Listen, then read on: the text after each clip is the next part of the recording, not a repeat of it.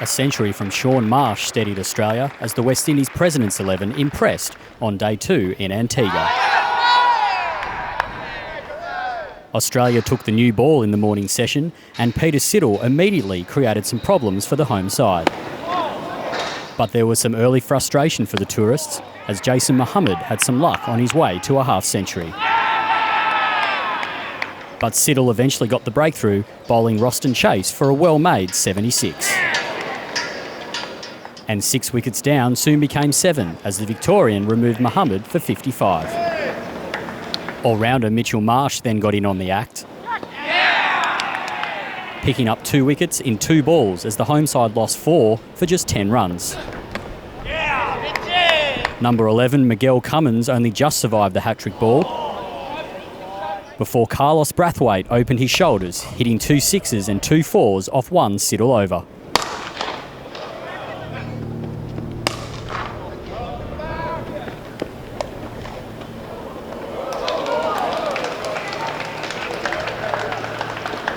And the late hitting continued as Nathan Lyon and Fawad Ahmed were both deposited over the rope.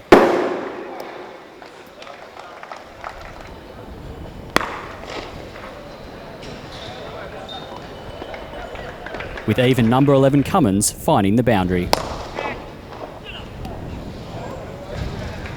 Brathwaite brought up his half-century from just 42 balls, hitting 5 sixes and 3 fours. Lyon eventually picked up his second wicket to end the innings. The President's 11 finishing with a competitive 382. Australia got off to the worst possible start in reply.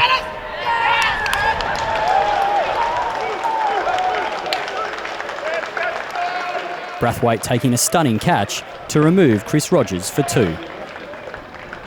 The same man gave Marsh a life a short time later.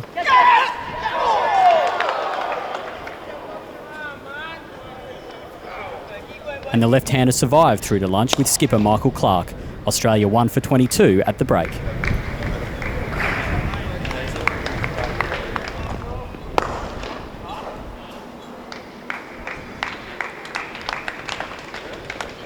Brathwaite continued to star after the interval, removing Clark for 15 to have the tourists 2 for 25. Adam Voges joined Marsh at the crease and the pair looked to steady the innings as the local bowlers continued to cause problems. Marsh was the more aggressive of the two, with this towering 6 a highlight as he reached his 50 from 92 deliveries.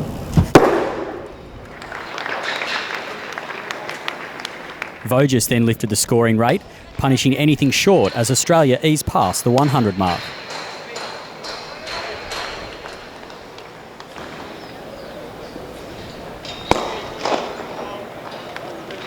Cummins again looked the most likely to get the breakthrough.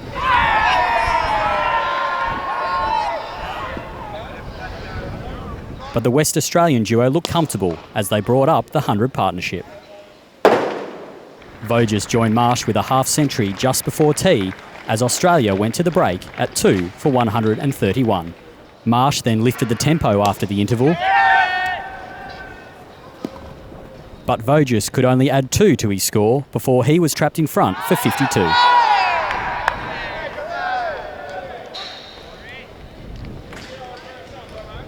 Mitchell Marsh joined his brother and looked to be in a typically aggressive mood early on, and wasted little time in inflicting more pain on the tourists.